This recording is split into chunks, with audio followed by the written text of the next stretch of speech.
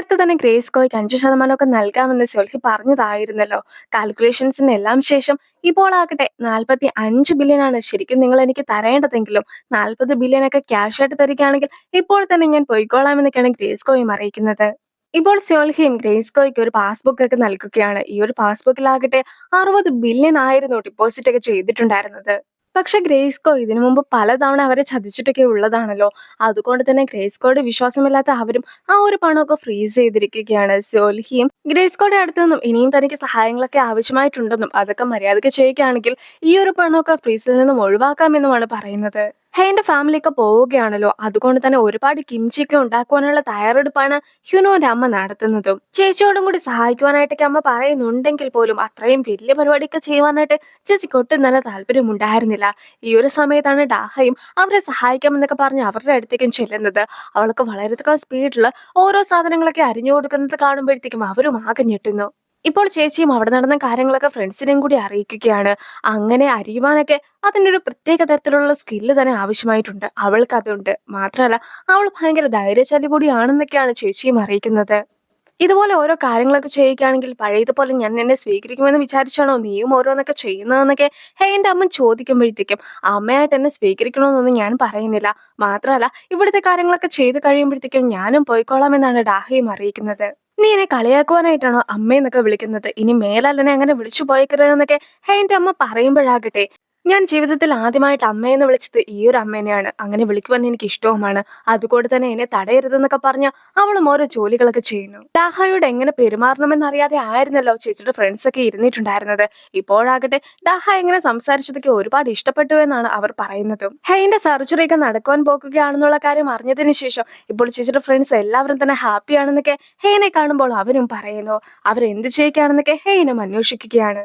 അവരും നഖമൊക്കെ ഡൈ ചെയ്യുകയാണ്. അതായത് അവരിപ്പോൾ നഖമൊക്കെ ഡൈ ചെയ്തതിന് ശേഷം ആദ്യത്തെ സ്നോ ഒക്കെ വരുന്ന സമയത്ത് ആ ഒരു കളറൊന്നും പോകാതെ അവരുടെ നഖത്തിലുണ്ടെങ്കിൽ അവരുടെ ഫസ്റ്റ് ലവ് യാഥാർത്ഥ്യമാകുമെന്നാണ് അവർ വിശ്വസിക്കുന്നത്.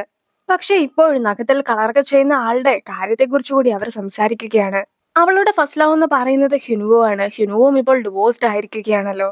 പലപ്പോഴും ഞങ്ങൾ കണ്ടുമുട്ടാറൊക്കെയുണ്ട്. അതുകൊണ്ട് തന്നെ എനിക്കും അവന്റെ അടുത്ത് കൂടുതൽ ഇഷ്ടമൊക്കെ തോന്നിപ്പോകുകയാണെന്നാണ് അവൾ പറയുന്നത്.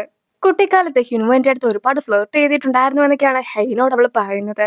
ഞങ്ങൾ പള്ളിയിലൊക്കെ പോകുന്ന സമയത്താകട്ടെ ഹ്യുനുവോ എനിക്ക് ഒരുപാട് സ്നാക്സ് ഒക്കെ തരുമായിരുന്നു. അതും ബാക്കി കുട്ടികളുടെ മുമ്പിൽ വെച്ച് തരുമായിരുന്നു എന്നൊക്കെ അവൾ പറയുമ്പോഴത്തേക്കും നീയും പല കുട്ടികളുടെ കയ്യിൽ നിന്നും സ്നാക്സ് ഒക്കെ മേടിച്ചു കഴിക്കുന്നവളല്ലായിരുന്നു. അതുകൊണ്ടാണ് അവനും പേടിച്ച് നിനക്ക് അതൊക്കെ തന്നിട്ടുണ്ടായിരുന്നതെന്നൊക്കെ ബാക്കി ആൾക്കാരും പറഞ്ഞു മനസ്സിലാക്കുവാനും നോക്കുന്നു. അതൊക്കെ കേൾക്കുന്ന ഹെയ്നു ഇപ്പോൾ നഖത്തിലൊക്കെ ഡൈ ചെയ്യിക്കുകയാണ്. അങ്ങനെ അവൾ നടന്നു വരുന്ന സമയത്ത് അവിടെ വെച്ച് ഹ്യുനുവിനെയും കാണുന്നു. ഇത്രയും കാലം ഒരു പ്രതീക്ഷയൊന്നും ഇല്ലാതെ ആയിരുന്നു അവൾ മുന്നോട്ട് ജീവിച്ചിരുന്നത്. പക്ഷെ ഇപ്പോൾ ആകട്ടെ ഇനിയും ഒരുപാട് നാളൊക്കെ സർജറിക്ക് ശേഷവും ജീവിക്കുവാൻ സാധിക്കുമെന്ന വിശ്വാസം അവൾക്കുമുണ്ട്. അതുകൊണ്ട് തന്നെ സ്നോ കാണുവാനായിട്ട് സാധിക്കുമെന്നും ആ ഒരു സമയത്ത് ഈ ഒരു നിറമൊക്കെ അതുപോലെ തന്നെ ഉണ്ടാകുമെന്നും അപ്പോഴാകട്ടെ തന്റെ ഫസ്റ്റ് ലവ് ഒക്കെ തന്നെ തേടി എത്തുമെന്നും ഹ്യുനുവിനോട് ഹെയ്നും പറയുന്നു. നീ എന്തൊരു വർത്താനാണ് പറയുന്നത്? അന്ന് ബസ്സിൽ വെച്ച് കണ്ട ഒരാളാണ് നിന്റെ ഫസ്റ്റ് ലവ് എന്നൊക്കെയല്ല എന്നോട് പറഞ്ഞത്. അവന് വേണ്ടിയാണോ നീ കാത്തിരിക്കുന്നത്? എന്റെ കയ്യിൽ നിന്ന് നീ മോതിരമൊക്കെ വാങ്ങിച്ചിട്ട കാര്യവും മറന്നു പോയെന്നൊക്കെ ചോദിച്ചുകൊണ്ട് ഹെയിന്റെ പിന്നാലെ നടക്കുകയാണ് ഹ്യുനുവും. ഹെയിനും അവനാണ് തന്റെ ഫസ്റ്റ് ലവ് എന്നൊന്നും തുറന്നു പറയാതെ അവനെയും ഒരുപാടിട്ട് കറക്കുന്നു. ഹെയിന്റെ അച്ഛന്റെ ചേട്ടൻ, അതായത് മുത്തശ്ശൻ നേരത്തെ തന്നെ ഒരാളെ വീട്ടിൽ നിന്നും പുറത്താക്കിയിട്ടുണ്ടായിരുന്നല്ലോ. സോ മുത്തശ്ശന്റെ ആ ഒരു മകനെയൊക്കെ എവറച്ചന്റെ സിഇഒവിനെ കണ്ടുമുട്ടിയിട്ടുണ്ടായിരുന്നു എന്നതിന്റെ കുറച്ച് ഫോട്ടോസ് ഒക്കെ ഇപ്പോൾ സെക്രട്ടറി കിം മുൻസിങ്ങിനെ ഏൽപ്പിക്കുന്നു. അതായത് ഇപ്പോൾ മുത്തശ്ശനൊക്കെ മരിച്ചല്ലോ. സോ സ്വത്തുക്കളൊക്കെ മക്കൾക്ക് പോകുന്നതാണ്. അതുമായി ബന്ധപ്പെട്ട കുറച്ച് കാര്യങ്ങളൊക്കെ അന്വേഷിക്കുവാനായിട്ടായിരുന്നു ഇപ്പോൾ അയാൾ ശ്രമിച്ചുകൊണ്ടിരിക്കുന്ന കാര്യമൊക്കെ സോൽഹീനെയും ഉൻസിങ് അറിയിക്കുന്നു. അയാൾ എന്ത് വേണമെങ്കിലും ചെയ്തോട്ടെ, ഞാൻ ഓൾറെഡി നിനക്ക് വേണ്ടി ഒരുപാട് കാര്യങ്ങളൊക്കെ സമ്പാദിച്ചിട്ടിട്ടുണ്ട്. അതൊക്കെ നിന്നെ സേഫ് ആക്കിക്കോളുമെന്നാണ് സോൽഹി മുൻസിങ്ങിന് വാക്ക് നൽകുന്നത്. ഇപ്പോൾ തന്നെ ചെയർമാൻ സൂക്ഷിച്ചു വെച്ചിരുന്ന സീക്രട്ട് ഫണ്ട്സ് എല്ലാം തന്നെ ഉൻസിങ്ങിനുണ്ടല്ലോ. അതുകൊണ്ട് തന്നെ ഉൻസിങ്ങും പേരിനുള്ള 2 കമ്പനീസ് ഒക്കെ ഉണ്ടാക്കി കഴിഞ്ഞിരിക്കുന്നു. ഇപ്പോൾ ആ ഒരു കമ്പനീസിന്റെ പേരിൽ സ്റ്റോക്സ് ഒക്കെ കൂടുതലായിട്ടും ചെയർമാന്റെ പണം വെച്ച് മേടിക്കുവാനായിട്ടാണ് ഉൻസിങ് പ്ലാനും ചെയ്തിട്ടുള്ളത്. സെക്രട്ടറിക്കും ഉൻസിങ്ങിന്റെ ഒപ്പം ആയിരുന്നില്ല, യഥാർത്ഥത്തിൽ ഹ്യുനുവിന്റെ കൂടെയാണ് ഉള്ളത്. അതായത് അങ്കിളും ഇപ്പോൾ സ്റ്റോക്സ് ഒക്കെ കൂടുതലായിട്ട് കൈക്കലാക്കുമെന്ന പേടി കൊണ്ടാണല്ലോ ഉൻസിങ്ങും പണമൊക്കെ ചെലവാക്കുവാനായിട്ട് തീരുമാനിച്ചിട്ടുള്ളത്. അവനെ കൊണ്ട് മാക്സിമം സീക്രട്ട് ഫണ്ട്സ് ഒക്കെ ഉപയോഗിപ്പിക്കുക എന്നതാണ് ഹ്യുനുവിന്റെ ടീമിന്റെ ലക്ഷ്യം തന്നെ. ഇൻവെസ്റ്റിഗേറ്റർ ബ്രോക്കറിനെ കുറിച്ച് സംസാരിക്കുന്ന സമയത്താകട്ടെ ബ്രോക്കറും എല്ലാ രീതിയിലുള്ള രേഖകളും ഹ്യുനുവിനെ ഏൽപ്പിക്കാമെന്നൊക്കെ വാക്ക് നൽകിയതായിരുന്നു. അതായത് അയാളും ഒരു ഡബിൾ കോൺട്രാക്ട് ഒക്കെ ഉണ്ടാക്കിയിട്ടുണ്ടായിരുന്നല്ലോ, അതിന്റെ രേഖകളാണ് ഹ്യുനുവിനെ ഏൽപ്പിക്കാമെന്ന് പറഞ്ഞത്. പക്ഷെ പിന്നീട് അയാളെക്കുറിച്ചുള്ള യാതൊരു വിവരവും ഇല്ല എന്ന കാര്യം കൂടി ഹിൻവുവും അറിയിക്കുന്നു. 2 ആഴ്ചയായിട്ട് അയാൾ ഒരു പണം പോലും ഉപയോഗിക്കുകയോ അല്ലെങ്കിൽ അയാളുടെ ഫോണിൽ നിന്നും ഏതെങ്കിലും ഒരു കോള് പോവുകയോ പോലും ചെയ്തിട്ടുണ്ടായിരുന്നില്ല. അങ്ങനെ ഇരിക്കെയാണ് ആ ഒരു ബ്രോക്കറിന്റെ കാറൊക്കെ കുറച്ച് ആളുകൾ കണ്ടെത്തുന്നത്. അതിന്റെ അകത്ത് അയാളുടെ ഡെഡ് ബോഡി കൂടി ഉണ്ടായിരുന്നു. സ്യോൽഹി ഒരുപാട് പണമൊക്കെ നൽകിയിട്ടുണ്ടായിരുന്നത് കൊണ്ട് തന്നെ ഇപ്പോൾ ഗ്രേസ്കോ ഉള്ളതും സ്യോൽഹിയുടെ ടീമിൽ തന്നെയാണ്. അങ്ങനെ സ്യോൽഹി പറഞ്ഞത് പ്രകാരം ഇപ്പോൾ ഹ്യുനുവിന്റെ നാട്ടിലേക്ക് എത്തിയിരിക്കുകയാണ് ഗ്രേസ്കോയും. ഹെയിന്റെ അമ്മയും ഹ്യുനുവിന്റെ അമ്മയും കൂടി ചേർന്ന് പണിയെടുക്കുന്നതൊക്കെ കാണുമ്പോഴത്തേക്കും ഗ്രേസ്കോയ്ക്ക് സഹിക്കുവാനാകാതെ അവരുടെയൊക്കെ മുഖത്തിന് ആകെ മാറ്റമുണ്ട് എന്നും അതുകൊണ്ട് തന്നെ നല്ല ട്രീറ്റ്മെന്റിന്റെ ആവശ്യമുണ്ട് എന്നും പറഞ്ഞ് അവരെ ട്രീറ്റ്മെന്റ് ചെയ്യിക്കുന്നു.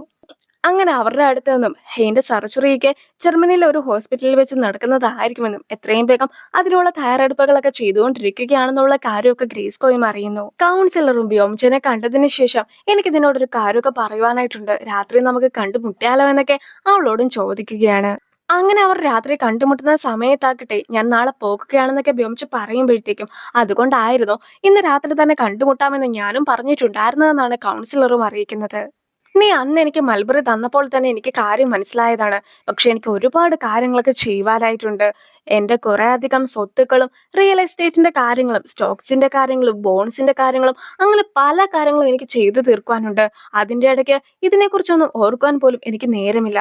എനിക്കിതിനു മുമ്പ് 3 ഭർത്താക്കന്മാരുണ്ടായിരുന്നു. ഇത്രയേറെ ഭാരങ്ങളൊക്കെ ഞാൻ ചുമക്കുന്നത് കൊണ്ട് തന്നെ എനിക്കും ഇതൊന്നും ആക്സെപ്റ്റ് ചെയ്യുവാനായിട്ട് സാധിക്കുകയില്ല എന്നൊക്കെ അവൾ പറയുമ്പോഴത്തേക്കും നീ ഇത് സ്വീകരിച്ചേ മതിയാകൂ എന്ന് പറഞ്ഞുകൊണ്ട് അവനും അവൾക്കൊരു കവറൊക്കെ നൽകുകയാണ്. അത് കാണുമ്പോഴത്തേക്കും ലവ് ലെറ്റർ ആയിരിക്കുമെന്നാണ് അവൾ വിചാരിക്കുന്നത്.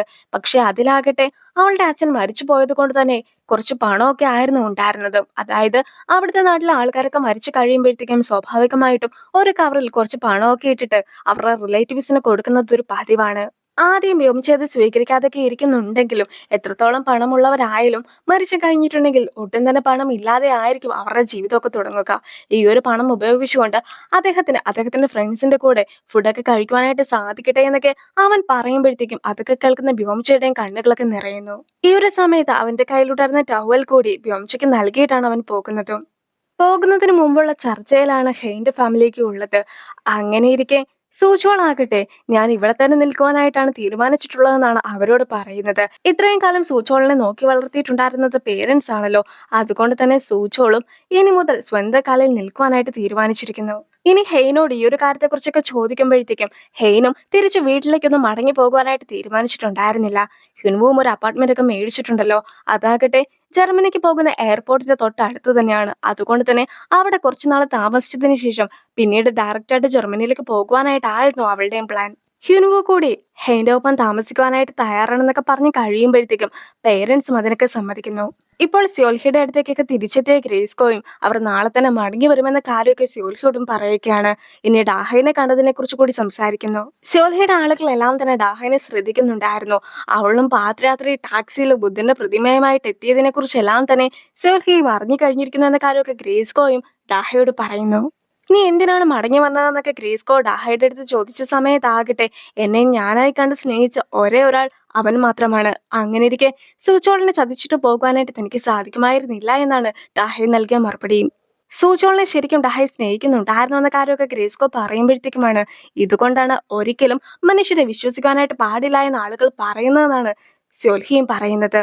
ഹ്യുൻവോ ഒരുപാട് കഷ്ടപ്പെട്ടതിന് ശേഷമാകട്ടെ ജർമ്മനിയിലെ ഒരു ഹോസ്പിറ്റലിൽ ഹെയിന്റെ സർജറി ഒക്കെ നടത്താമെന്ന് ഏറ്റിട്ടുണ്ട്. അവരും അടുത്ത ആഴ്ച തന്നെ സർജറിക്ക് പോകുകയാണെന്നുള്ള കാര്യമൊക്കെ ഗ്രേസ്കോ സ്യോൽഹിനെ അറിയിക്കുമ്പോഴത്തേക്കും അതുവഴിയെ നടന്നു വന്നിട്ടുണ്ടായിരുന്ന ഉൻസിങ്ങും ഇതിനെക്കുറിച്ചൊക്കെ കേൾക്കുന്നു. അങ്ങനെ ഗ്രേസ്കോ പോകുവാനായിട്ട് തുടങ്ങുന്ന സമയത്താകട്ടെ അവൾ ഏത് ഹോസ്പിറ്റലിലാണ് സർജറി നടത്തുന്നതെന്നുള്ള എല്ലാ ഡീറ്റെയിൽസും കണ്ടെത്തുവാനായിട്ട് ഉൻസിങ്ങും ഗ്രേസ്കോനെ ഏൽപ്പിക്കുന്നു. കഴിഞ്ഞ 20 വർഷമായിട്ട് ഹെയിന്റെ അടുത്ത് ഒരുപാട് ശത്രുതയൊക്കെ വെച്ചിട്ടായിരുന്നല്ലോ അമ്മ പെരുമാറിയിട്ടുണ്ടായിരുന്നത്.